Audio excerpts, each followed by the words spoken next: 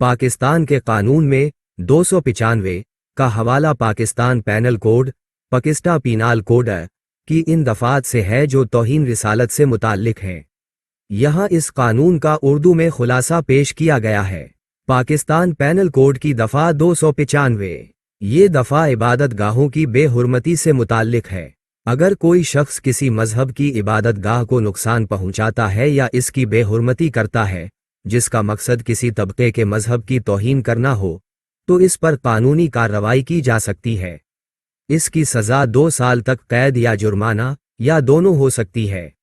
दफ़ा 295 ये दफ़ा किसी भी तबके के मजहबी जज्बात को जानबूझकर और बदनीयती से मजरू करने से मुताल्लिक है। अगर कोई शख्स अल्फाज, तहरीर या किसी और तरीक़े से किसी मजहब या मजहबी अकायद की तौहीन करता है तो उसे सज़ा दी जा सकती है। इसकी सज़ा 10 साल तक कैद हो सकती है और जुर्माना भी आयद किया जा सकता है।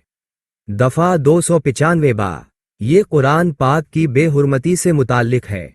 अगर कोई शख्स जानबूझकर कुरान पाक की किसी नकल या इसके इक्तिबास को नुकसान पहुंचाता है या इसकी बेहुरमती करता है तो उसे उम्र कैद की सज़ा दी जा सकती है। दफ़ा 295 का ये दफ़ा पैगंबर इस्लाम की तौहीन से मुताल्लिक है। अगर कोई शख्स अल्फाज, तहरीर या किसी और तरीक़े से पैगंबर इस्लाम की तौहीन करता है तो उसे मौत की सज़ा दी जा सकती है। इस कानून के तहत सज़ाए मौत लाजिम है।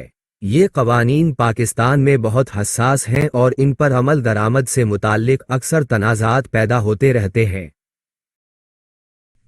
दोस्तों, अगर वीडियो पसंद आई हो तो लाइक करना ना भूलें और हां, चैनल को सब्सक्राइब करके बेल आइकन भी दबा दें ताकि आपको हमारी हर नई वीडियो का नोटिफिकेशन सबसे पहले मिले।